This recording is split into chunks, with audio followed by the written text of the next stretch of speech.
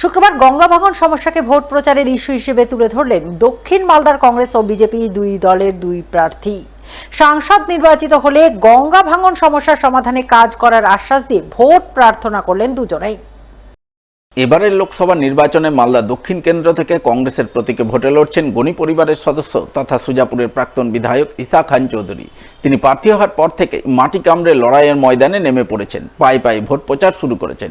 শুক্রবার সকাল সকাল তিনি ইংরেজবাজার ব্লকের শোভানগর, মিল্কি ও বিনোদপুর অঞ্চল এলাকায় প্রচার করেন।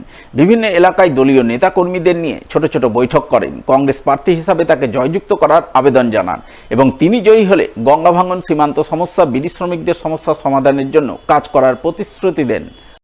খুব ভালো সাড়া পেয়েছি, মানুষের ভালোবাসা পাচ্ছি। মানুষ যে যতটুকু আমরা বুঝতে পারছি, মানুষ কংগ্রেসকে সহযোগিতা করছে, কারণ ওরা বুঝতে পারছে যে বিজেপিকে রুখার জন্য একটা ন্যাশনাল পার্টি যে গোটা দেশে আছে, আর সেটা হচ্ছে জাতীয় কংগ্রেস। আর কারণ এটা কোনো পঞ্চায়েত ইলেকশন নয়, এটা কোনো বিধানসভা ইলেকশন নয়, এই ইলেকশন হচ্ছে রাহুল গান্ধী আর মোদির মধ্যে। মানুষ এটা বুঝতে পেরেছে। আমি তো দুবার বিধায়ক, সুজাপুর আর বৈষ্ণবগড়। বিভিন্ন কাজ আমাকে করতে হয়েছে, ভাঙনের সমস্যা আছে, বর্ডারের সমস্যা আছে, তারপরে বিড়ি শ্রমিকদের সমস্যা আছে। তো এই সেভাবে আমাদের অনেক অনেক কাজ আছে মালদার জন্য করতে হবে। অন্যদিকে এদিন মানিকচকের গঙ্গা ভাঙন কবলিত এলাকায় চায় পে চর্চার মাধ্যমে ভোট প্রচার করেন দক্ষিণ মালদার বিজেপি প্রার্থী শিরূপা মিত্র চৌধুরী।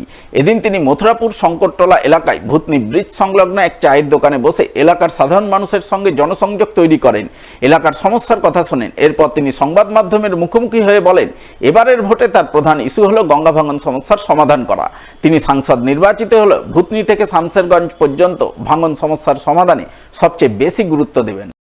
আমার তো ভাঙনটাই মূল ইস্যু। ভূতনি থেকে শুরু করে শামশেরগঞ্জ পর্যন্ত এই যে ভাঙন, চতুর্দিকে ভাঙন, গঙ্গার ভাঙন থেকে মানুষকে কি করে বাঁচানো যায়, এলাকাতে কিভাবে রিডেভেলপমেন্ট করা যায়, এটা আমার প্রায়োরিটি নাম্বার 1। এটাকে আমাকে সবচাইতে প্রথমে সলভ করতে হবে। আমি মনে করি যে সেবা, সুশাসন এবং গরিব কল্যাণকে মন্ত্র মনে করে তার প্রচেষ্টা নির্ভয়াদি করছে এবং করবে, আগেও করেছে, এখনো করবে।